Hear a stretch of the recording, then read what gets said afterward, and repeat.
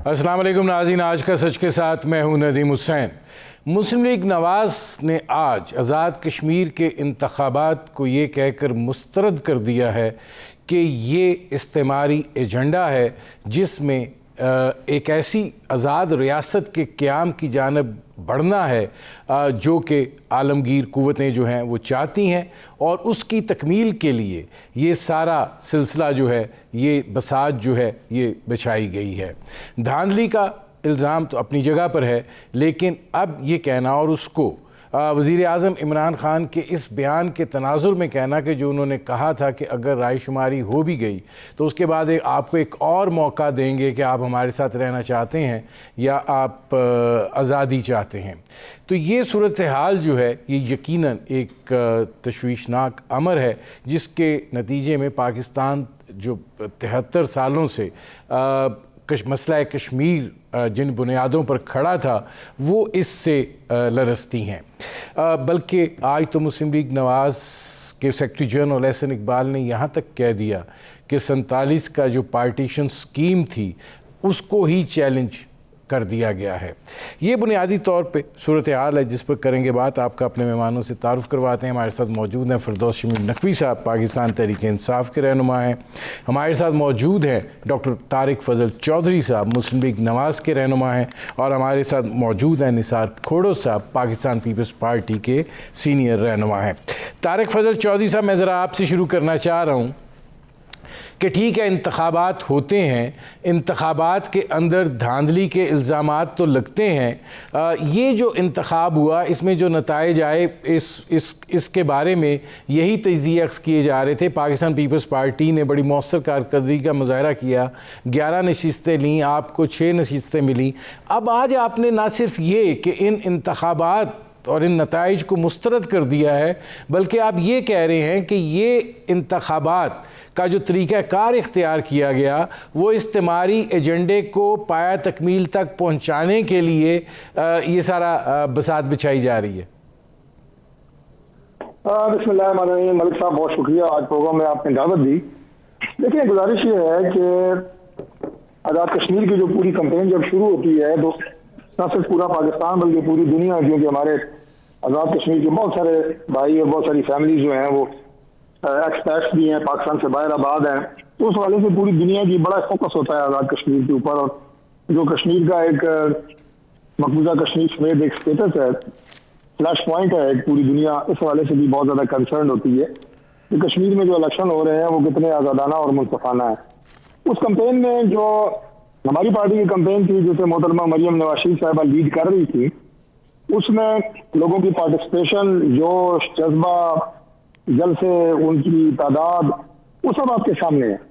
बाकी पार्टीज ने भी कंपेन की, उनमें लोगों की कितनी दिलचस्पी थी, जिसमें हुकूमती जमात भी शामिल है पाकिस्तान की, वो भी आपके सामने है। जब प्राइम मिनिस्टर जा रहे हैं जलसों में, उससे बड़े जलसे जो है वो हमारी जमात की मैडम मरियम नवाज शरीफ साहिबा की क़यादत में हो रहे हैं।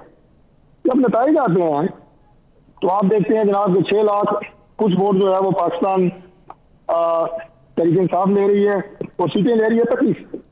हमारे को 5 लाख से ज्यादा वोट हैं और हम सीटें ले रहे हैं कि पाकिस्तान पीपल्स पार्टी के जो वोट हैं वो कुछ 3.5 लाख के करीब है, वो सीटें ले रही है 11।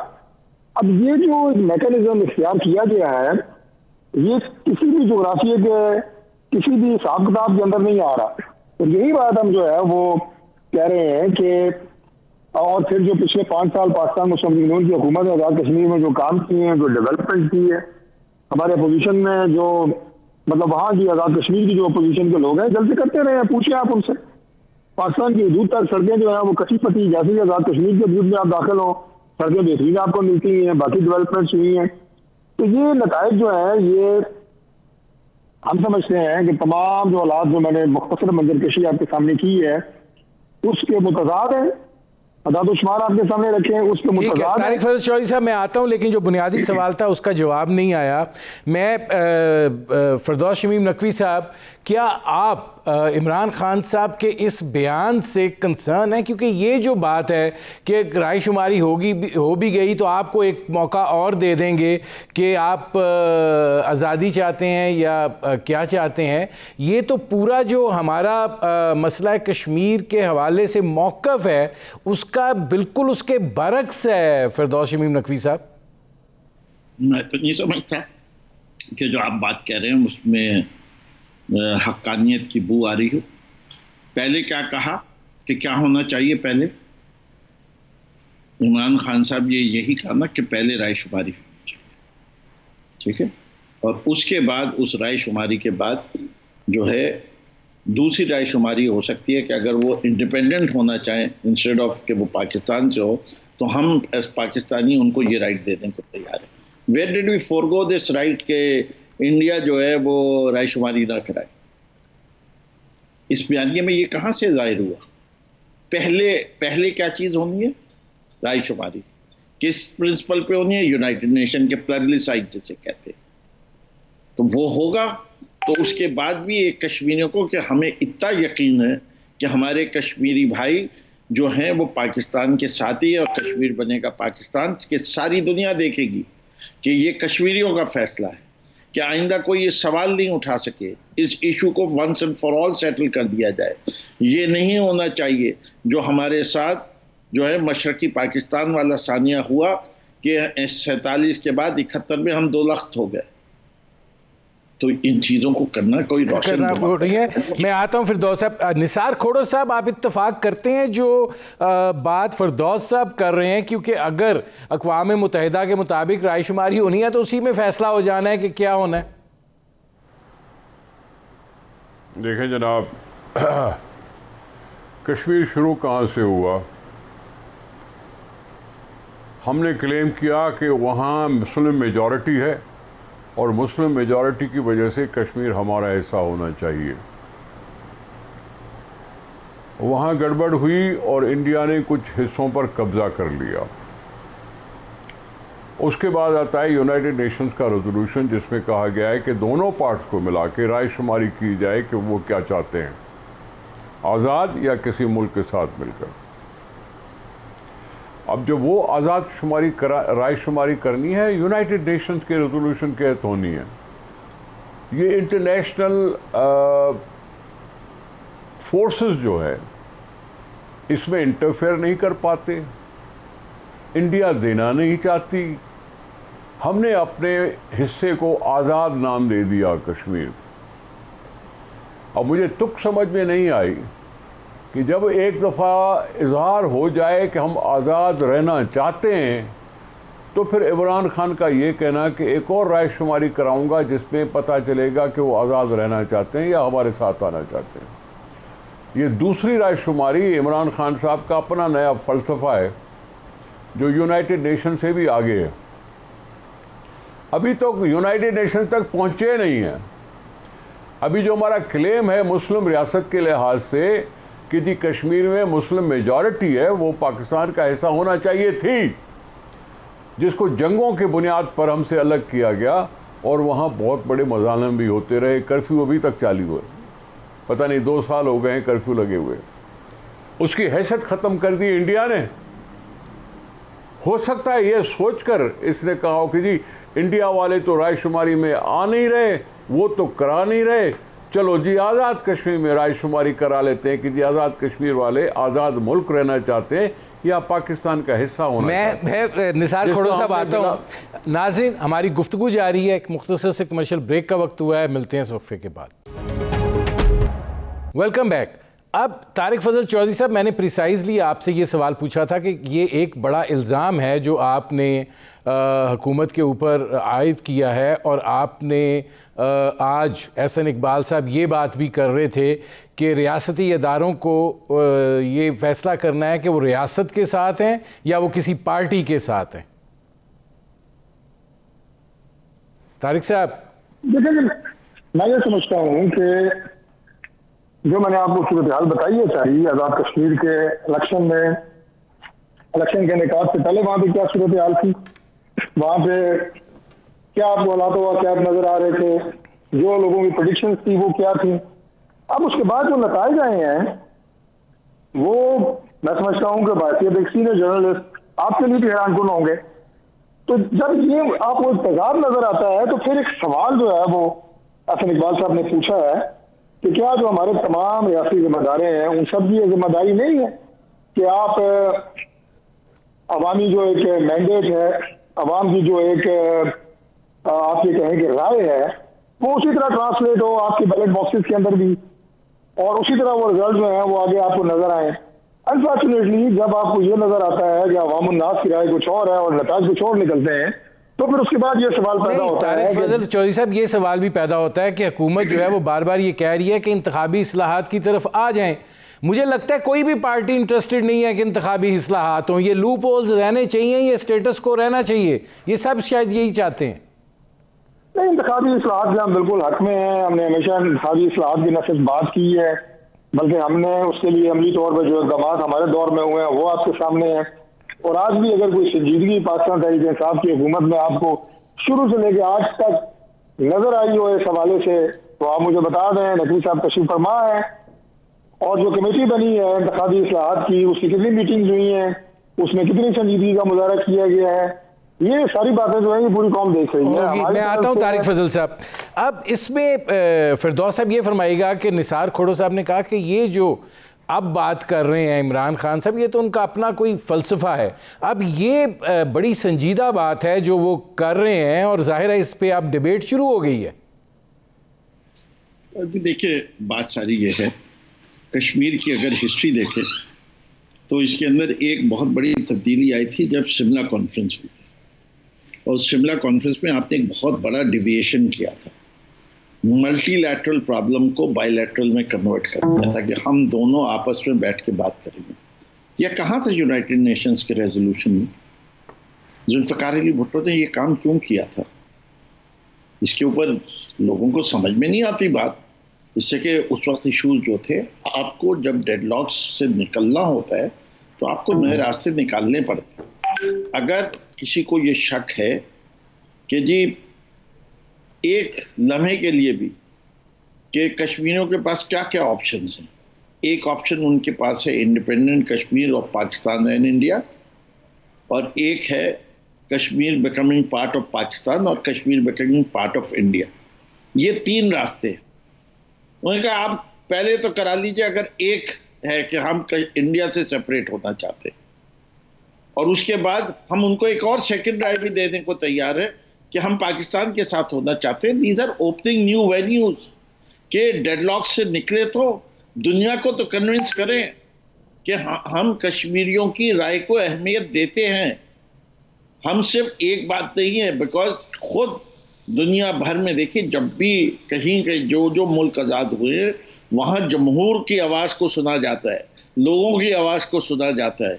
लोगों को इस वक्त कोई मुल्क किसी दूसरे मुल्क पे हाकिम नहीं हो सकता। मैं आता हूँ फिरदौस साहब, मैं आता हूँ। निसार खोड़ो साहब, ये फरमाइएगा कि ये डिबेट भी होती रही है कि हम शिमला मुआहदे के अंदर जब हमने इसको एक दो तरफा मामला कर लिया, तो वो जो एक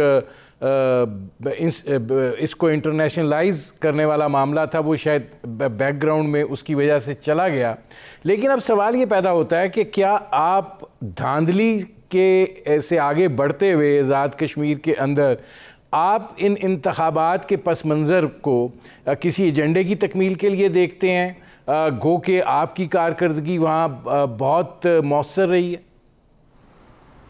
जनाब आली, बात ये पूरी करें। शिमला मुआहदे का जिक्र तो उन्होंने कर दिया। भुट्टो साहब किस माहौल में गए थे, यूनाइटेड नेशन का रेजोल्यूशन कब पास हुआ था, इस सारी चीज़ों को भूल गए। पाकिस्तान के साथ क्लैश हुआ, वॉर्स हुई, उसके बाद शिमला मुआहदे की बात आई, जहाँ से पाकिस्तान ने अपनी कुछ न कुछ इज़्ज़त बचा के निकल आया। इमरान खान कौन होता है जो कहे कि जी कश्मीर का हल है 3 सूबे बनाना, एक आज़ाद कश्मीर, एक मकबूजा कश्मीर, एक वैली? ये क्या यूनाइटेड नेशंस के रेजोल्यूशन के मुताबिक है? उन्होंने ये क्यों कहा है? रही बात इंतखाबात की, इंतखाबात में इमरान खान साहब ये क्यों कहते हैं कि पोलिंग टाइम के बीच में धांधली नहीं होती, धांधली होती है तो पोलिंग के बाद धांधली होती है?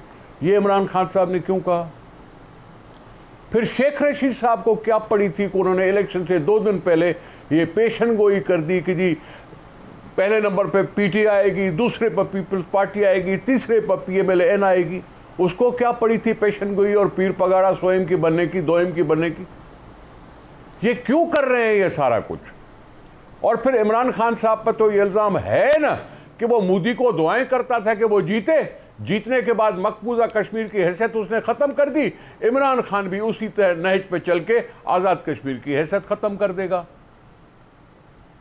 यह है कुल मसला। नाज़रीन, हमारी गुफ्तगू जारी है, एक मुख्तसर से कमर्शियल ब्रेक का वक्त हुआ है, मिलते हैं इस वक्फे के बाद। Welcome back. अच्छा, इसमें फिरदौस साहब, अब मैं आपकी तरफ आ रहा हूँ इसलिए कि कुछ बात की निसार खोड़ो साहब ने, उन्होंने कहा कि इमरान खान साहब कौन होते हैं ये फ़ैसला करने वाले? अगर अक़वाम मुत्तहिदा की करारदादें ही हैं तो फिर ये 3 हिस्सों की बात करने की वजह जो है वो क्या है? आखिर इसके पीछे कोई सोच तो काफ़रवां होगी। मेरी समझ में नहीं आ रहा कि ये लोग क्या बात कर रहे हैं। गिलगित बल्तिस्तान को सूबा बनाने के लिए किस जमात ने नहीं कहा? ये कहते हैं कि जी शेख रशीद साहब ने पहले ऐलान कर दिया। दुनिया के किसी इलेक्शन में भी देख लीजिए, जो कंटेस्टेंट्स होते हैं वो इलेक्शन के दौरान, इलेक्शन होने से पहले अपनी विक्ट्री का ऐलान करते हैं कि हम जीत रहे हैं। मरियम नवाज ने कम से कम 6 तकरीरें तो मैंने सुनी है जिसके अंदर उन्होंने कह दिया कि आज़ाद कश्मीर हमारा है, और 1 सीट भी नहीं मिलेगी किसी और जमात को। तो उन्होंने ये कैसे कह दिया? तो मुझे नहीं समझ में आता कि इतने सीनियर सियासतदान हैं वो ऐसी बातें कर रहे हैं। तारिक फजल साहब के लिए भी बता दूं कि तारिक साहब 2018 के इलेक्शन में हैदराबाद के अंदर लार्जेस्ट वोट आफ्टर एमक्यूएम जिस पार्टी को मिला उसका नाम था पाकिस्तान तहरीक इंसाफ। पीपल्स पार्टी को 30 नंबर पे वोट मिला था, लेकिन हैदराबाद की सीटें जिस तरह हुई डिवाइड, उसमें पीपीपी को मिली और एमक्यूएम को मिली, पीटीआई को कोई सीट नहीं मिली।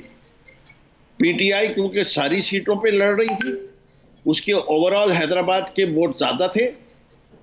पीपीपी नहीं लड़ी, उसके कम थे, लेकिन जिन इलाकों में वो लड़ी वहाँ उनके वोट हमसे ज़्यादा थे। जहाँ एमक्यूएम और हमारा मुकाबला था वहाँ एमक्यूएम को हमसे ज़्यादा पड़े, हमें कोई सीट नहीं मिली। पाकिस्तान में ऐसी मैं बेतहाशा आपको मिसालें दे सकता हूँ। खुद शहर लाहौर की आप देख सकते हैं माजी के इलेक्शंस में कब क्या हुआ। तो ये आप लोग आवाम को क्यों कंफ्यूज करना चाहते हैं? मैं आता हूँ जी, मैं आता हूँ फिरदौस साहब। अब तारिक फजल चौधरी साहब, एक सवाल है आपसे। सवाल ये है कि क्या आप ये नहीं समझते कि मुस्लिम लीग नवाज़ जो है उसको भी अब इंट्रोस्पेक्शन की ज़रूरत है? ये जो बयानिए की तकसीम है इसके साथ आपकी पार्टी जो है वो यही चीज़ें फेस करती रहेगी, कुछ उसमें से निकलने वाला नहीं है? देखिए नदीम साहब, ये जो बयानिए की तकसीम का सवाल है, मैं समझता हूँ कि ये हकीकत से ज्यादा जो है ये जो मीडिया की इख्तरा है। पाकिस्तान मुस्लिम लीग नून हमेशा से नवाज शरीफ साहब की क़यादत में अपने फैसले करती रही है इज्तिमाई मुशावरत के साथ, और आज भी हमारी वो तरतीब जो है वो कायम है। मियां नवाज शरीफ साहब को अपना बड़ा भाई, कायद, पार्टी का सरबराह और अपने वालिद की जगह मानते हैं, दर्जा देते हैं, एहतराम का ये आलम है। बाकी आप अगर ये बात कहना चाहेंगे कि पार्टी के अंदर मुख्तलिफ इश्यूज के हवाले से कोई खिलाफ राय है तो वो हो सकता है। नहीं, इसमें तारिक फजल चौधरी साहब, शहबाज शरीफ साहब, तारिक साहब, Shahbaz Sharif the leader of the opposition है। शहबाज शरीफ द पाकिस्तान मुस्लिम नवाज के सदर हैं। आज़ाद कश्मीर का इतना बड़ा इलेक्शन होता है, चलिए सेहत के प्रॉब्लम है, नहीं जा सकते, कोई एक ट्वीट, कोई एक बयान, अब जब इलेक्शन नताइज आए हैं तो इलेक्शन नताइज की पार्टी पॉलिसी जो है वो आ रही है मरियम नवाज शरीफ साहिबा अगर कहा जाए कैंप से, उधर से कुछ नहीं है। देखिए जी, पहली बात तो ये कि कैंप शैम नाम की कोई चीज़ नहीं है। हर पार्टी का इलेक्शन लड़ने के हवाले से अपनी एक स्ट्रेटजी होती है कि कौन से लोग जो है वो फील्ड में होंगे। जैसे मरियम नवाज शरीफ साहब ने पूरी इस कैंपेन को लीड किया, और कौन से लोग हमारे हेडक्वार्टर में बैठ के काम कर रहे हैं। हमारा इलेक्शन का बाकायदा एक सेल था जो लाहौर में कायम था। इस्लामाबाद में हमारे जो है वो आप ये कहें कि कैंप ऑफिस इस्लामाबाद में कायम था। शहबाज साहब पार्टी के सदर हैं, पार्टी की पॉलिसी, पार्टी की कैंपेन और वो सारी किस तरह होनी है वो उनकी मुशावरत से सारी चीजें होती हैं। ये कहना जनाब इस जलसे में फलां क्यों शरीक हुआ, फलां क्यों शुरू हुआ, तो ये तो पार्टियों के फैसले होते हैं। ठीक है तारिक फजल साहब, मैं आता हूँ। ठीक है जी, फलां क्यों नहीं था। अच्छा, अब इसमें निसार खोड़ो साहब ये फरमाइएगा कि पाकिस्तान पीपल्स पार्टी ने आज़ाद कश्मीर के इलेक्शन में 11 नशस्तें जो हैं वो हासिल की हैं। ज़ाहिर है कोई टेक्नोक्रेट की, ख़वातीन की भी आपको 2-1 सीटें और इजाफा हो जाएगा।